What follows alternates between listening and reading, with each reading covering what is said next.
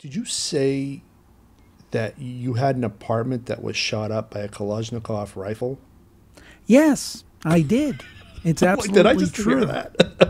What You happened? heard it correctly. Well, here's what happened. I'm starting a new show, actually a non-paranormal show, which we don't do very much. But this one's with my wife, and it's kind of like Campfire without the paranormal. It's going to be called You Won't Believe What Happened to Me. And people can submit their stories at won'tbelieve.com. And the idea is basically if you've had something incredible happen to you. Not paranormal, definitely not paranormal. That's for my show, Jim Harold's Campfire. But this show will be just wild stories that have happened to you in the course of your life that are just kind of unusual. And my story, if you want me to share it quickly, is I was about 24 years old, and I had my my first apartment as a full-fledged grown-up. I was working full-time. It was like half of an A-frame house. And I just, earlier that week, signed the papers to move out to more a suburban area, but this was in the city of Cleveland. I'm from Cleveland and grew up actually in the city, not in a suburb. But I'd moved to an area, and funnily enough, the area that I had this apartment in was considered better than where I grew up, because I didn't grow up in the best neighborhood. So anyway, I had the front half of an old A-frame style house. And one Saturday, my girlfriend at the time, who's now my wife, we decided we were going to go with some friends to Cedar Point, which is a big amusement park here in Ohio, which is about an hour and a half away from where I lived. So we went, we had a good time. I drove my wife back to her home, which was about 35 minutes, 40 minutes from where I lived. And she said, you can't go back. You're going to fall asleep. It was like 2 o'clock in the morning. You're going to fall asleep. I'm going to ask my dad, because she was living at home because she was going to grad school. Let me ask my dad if you can sleep on the couch. I'm like, no, because we'd only been going out a couple months, 3-4 months. And she said, no, I'm going to ask. She did. So I slept over. Went back to my house. And this could be considered potentially paranormal, maybe if you stretch it a little bit. And the guy that lived in the back, which was the son of the landlord, who was a great guy, was pointing at the house. And I walked up, and I didn't even think it was anything with our house. I thought it was one of the other houses. I'm like, hey, how's it going? And he said, I got to talk to you a minute. And I'm like, what? And he's like, there's been a drive-by. I'm like, oh my goodness, whose house got shut up? He's like, our house got shot up. I still have a piece of the shrapnel. I have actual pictures. AK-47, several rounds went into the lower level. I actually slept on the upper level, so I might have been okay. Might have been okay if I'd been there. My double door refrigerator took a direct hit, hit a bottle of ketchup and came out the other side. My microwave took a direct hit that I had recently purchased. It was maybe 3 months old. And turns out that the group next door had crossed a motorcycle gang. And they didn't take to it too kindly, but their sense of color was not very good. Our house was dark blue. Their house was light blue. And under the streetlights at 3 o'clock in the morning, our house looked blue, their house looked white. They hit the wrong house. Mm. And now you know the rest of the story. Now, I have always wondered, if you think about fate, was there a reason that I stayed over that night, other than falling asleep at the wheel? Did something or someone tell my wife, now my wife, hey, have him stay. Something's going to happen. And I always wonder about those kind of stories because there's two sides of that. You think about the World Trade Center, 9/11, all the people who were late because they had a dental appointment or their kids were late for school or some other reason and they weren't there. But then you think about the other people who are maybe there by chance. They wouldn't normally be there, or they were on time, weren't they? Why weren't they late? Why are some people... If there's some kind of force out there acting to save people through delays or things like that, why are some people spared? Why are people sleeping on the couch, yet other people are in the middle getting shot up? You know? Well, yeah, I don't know, but that's not the first time I've heard that occur where, I mean, obviously you've probably heard it more than I have. I remember one of the Unsolved Mysteries episodes from the 90s that still stays with me is these people who were supposed to go to a church in the evening to do a rehearsal or some sort of thing. And every single one of them was late. And the moment they arrived, the church blew up. And had any of them been on time, which they were every other time before, they would have all been dead. Yeah. Yeah. Yeah, no, I've often wondered if a greater force or something said, no, you're going to be sleeping on Dar's couch tonight, you know, and again, the things that, because I typically didn't spend a lot of nights away from home. I was always usually in my bed. I was pretty boring, even as a single guy. So, you know, by 12:30, I'd be in bed, you know. Now, again, the rounds hit on the lower floor, so maybe I would have just had a big fright, you know, and I would have been fine. But I might have gone downstairs. It was kind of weirdly laid out. The downstairs was the kitchen. Maybe I would have been thirsty, and maybe 3 o'clock in the morning, maybe I would have went downstairs and gotten a drink of water, you know, or maybe these people were lying in wait looking for shadows, you know, through the window. You know, I don't know. All I know is that the house was terribly shot up. If I'd been hit, I would have been badly hurt or likely killed. And I wasn't there. And I probably should have been there. Well, going back to 9/11, I don't remember where this story's from. If I find it, I'll cite it. But there was a story of a mother talking about her son, who I think the family lived in Connecticut. He was from Connecticut, but he was living in New York, and he had gone back to visit his mom. And he says, well, I have to go back to New York because I think there's something big I'm supposed to do. I don't know what it is. And there was a sense that he was never going to see her again. She got the sense that he knew he was never going to see her again, and he didn't know why.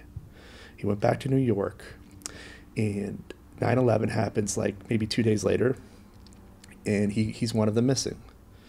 And weeks later, maybe months later, maybe a year later, I don't know the timing of this, she reads about a man who was instrumental in getting people down the stairs as fast as possible. And he was cited as having saved many lives.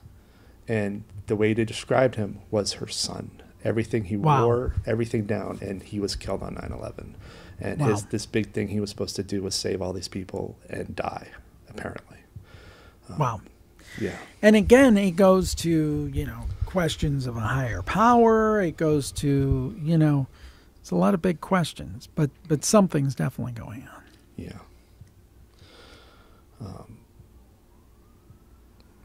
Well, I think the NDE experiences could definitely shed more light on a lot of that.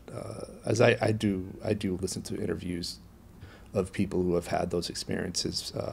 I would say just a little bit more than abduction experiences. Those are my two obsessions. And there's this one hypothesis where I don't know how much I believe it, because I generally don't like the idea, but just because I don't like something doesn't mean there's no truth to it. But that we select what the big moves are going to be in our lives ahead of time. I find that interesting, just as a concept. Yeah, it is. It is interesting because, you know, I think in most of our lives we can point to kind of inflection points where if we had made a right instead of a left, things would be drastically different. Maybe it's not something as drastic as sleeping on the couch and avoiding being turned into a piece of human Swiss cheese. But I think about my wife and how we met, and it was so much by happenstance. You know, I'm getting up there in age, you know, and I'm in my early 50s, just to be in full transparency. And when I went to school, you had these course catalogs, and you picked your classes from those. I mean, the computerized stuff. I mean, yes, we had computers, but the registration process wasn't really like it is now, where you pick stuff on the computer. You pick it, then you go to a place where someone would, like, they would enter it into the computer. It was kind of funny by today's standards. But anyway, you pick a course catalog. And I was focusing on, I needed some science credit. I like science, but I didn't want to do anything too taxing because I was a very kind of go-getter in broadcasting and worked on that very hard. And I said, if it's not a core class for me, I'm not going to knock myself out with a heavy-duty lab or something like that. So they had this one called Science and Religion, which was really interesting because it actually kind of ties into the kind of things we talk about on the shows to some extent. And that was the wave-particle duality, where I was introduced to that. But anyway, I could have just as easily have picked another class or just said, you know what, I'm going to wait and do my science credit this next quarter, this next semester. And I didn't, and I ended up, through, quote, coincidence, being in a group with my wife, because we had last names, had similar letters, and we lost touch, but then we got back in touch, and we ended up avoiding the AK-47 and getting married and having 2 kids. And we're still happily married today. But again, it all hinged on selecting that course. Same with her. She could have picked a different course. And we view these things as coincidences in our lives.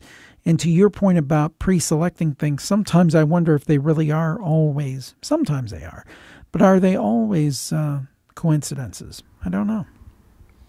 Yeah. Or one of the other hypotheses is, and this is the one that at this time in my life makes the most sense to me, is maybe there is some level of intuition that we're unaware of. Yep, that makes a lot of sense to me. Like, maybe in my example, it's like, hey, you ought to pick this class. It's going to have big implications for you, lifelong implications. I think that makes a lot of sense too. The reason I warmed to it is because my mother apparently had a lot of recurring dreams, premonitions, and intuitions. And she had 3 kids. Every single one of them, for the most part, were focused on me. So, of course, I had a major interest in these. I'm like, all right, what about me? Come on. As a 10, 11-year-old kid being told you have to understand why I thought for a long time I was special. I don't know that special has anything to do with it, to be honest, but when she was 11, she said she would have recurring dreams about a mother getting medicine for a sick baby. And she would have it again and again and again, and then when she was pregnant with me, she would have it literally every night for 9 months. Same dream from the same perspective. And then when I was 3, and it was clear that I was a very, very sick baby, she acted out that dream. She was the mother. And wow.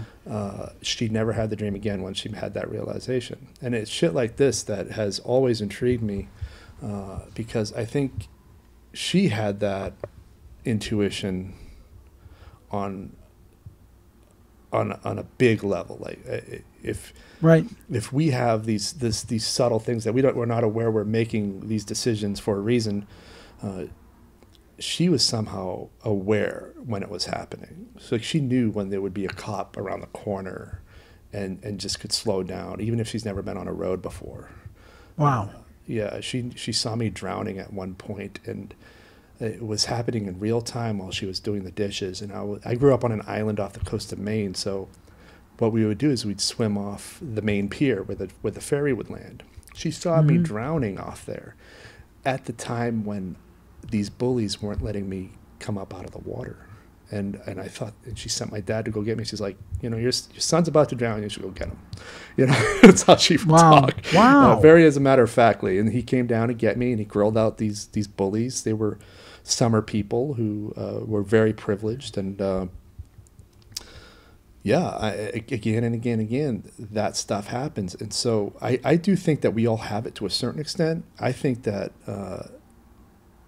you don't need to see your house getting blown away to be like, we're not staying here tonight. It's just, it comes in, it falls in to line in just natural sort of rearranging of schedules, that sort of thing. Well, there's two things that reminded me of, and they're not exactly parallels, but this idea that we tap into something greater, some database of knowledge. One was an experience of and again, sometimes when I think of these stories off the top of my head, I may not get every detail right, but it's the gist. This was a young woman that called, and she talked about this dream she had where she was with her mom, but she didn't see herself. She was with her mom, and she was at a carnival. They were Ferris wheel. It was obviously they were at a carnival. And her mom was wearing this very distinctive dress. I think it was pink with polka dots or something you would remember. And she asked her mom, she said, I had this dream. I had this memory. I don't know, it was a dream or a memory. Very distinct memory of being at a carnival with you, and you were wearing a dress with pink polka dots. And she said, oh my goodness. She said, yes, we were both at the carnival. And I was wearing the dress with the pink polka dots. The only thing that's unusual, you remember that, that's kind of funny because that's when I was pregnant with you.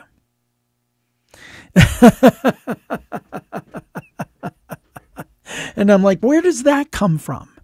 Where does that come from? And I think the point was made in the story very specifically. I did not tell, there had been no communication about this carnival. Or this incident. This wasn't like a memory that had been suppressed. There had been a discussion, and years later it came out as this false memory. This is something they'd never talked to each other about because there was no reason to. It was before she was born. Then there was another story that's somewhat different, but kind of, again, tapping into some kind of universal knowledge field. A story, I think it was Canada. And our caller, I think, took her aunt or somebody to go, her aunt went to the downtown area of wherever they live to go to some kind of meeting in an office building. So this is like 3:00 in the afternoon. It's at noon. And she goes to this meeting, she comes out, I don't know, and she sees there's construction workers and scaffolding, and she literally in front of her eyes sees a construction worker fall to their death. And she's looking around and it's like, oh my God, I can't believe this just happened in front of me. And then she looks again and everything looks normal. There's no sign of a construction worker. Everybody's going about their business like it never happened. And then she comes home and she's distraught. She's like, oh my God, I saw this thing and it didn't happen. She checked the news and there was no report. And then like on the 11 o'clock news, and remember, she was there at noon. She said, horrible news out of the downtown area today at about 3 p.m. So-and-so place, a construction worker fell to his death. She saw it 3 hours before it happened. Now, I mean, there's two possibilities here as I see it. One, somebody's lying, which I don't believe is the case. Or two, this is some indication of what you said before, of reality not being what we think it is.